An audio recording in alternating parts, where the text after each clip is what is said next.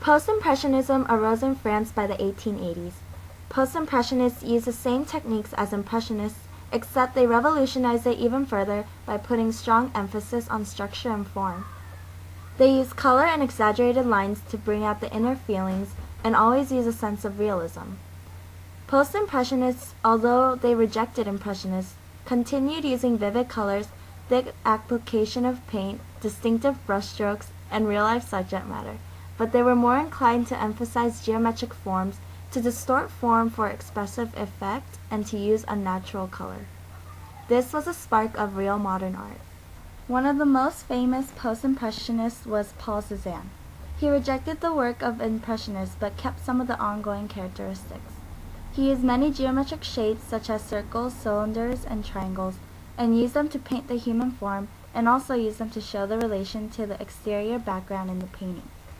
One advice he said to a young artist was, "You must see in nature the cylinder, the sphere, and the cone."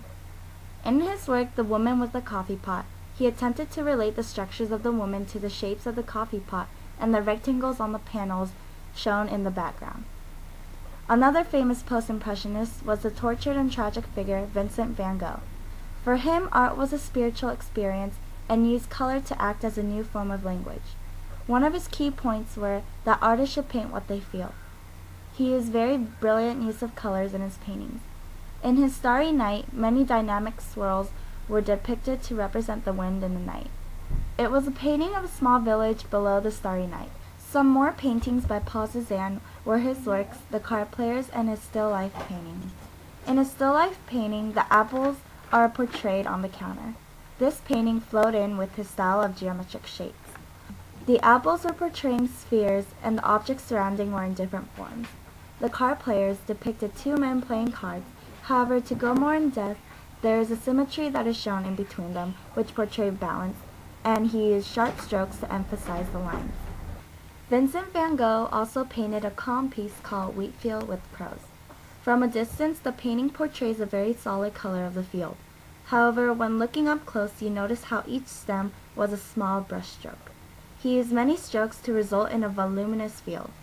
Just like his Starry Night, his strokes were not unified, but scattered throughout, making a messy but perfected piece of art. Expressionism is more associated with emotion or feeling rather than a literal interpretation of a subject. Expressionism uses vivid colors, distortion, two-dimensional subjects that lack perspective, and may also be violent with jarring images. It's created to express the emotions of the artist as well as produce an emotional response of the viewer. The goal of Expressionism was to force a reaction to an audience or viewer. Expressionism did not attempt a realistic portrayal of the world, but rather the extreme and distorting emotions that the world causes in the sensitive individual. One of the founders was Wassily Kandinsky, who altogether by focusing on color and avoiding any resemblance to visual reality. In painting with white border, Kandinsky uses color to send light into the darkness of men's hearts. He believed color could fulfill a spiritual goal of appealing directly to the human being. Another artist was Edvard Munch. He is known for the famous painting, The Scream, in which he explored the themes of love, death, fear, and anxiety.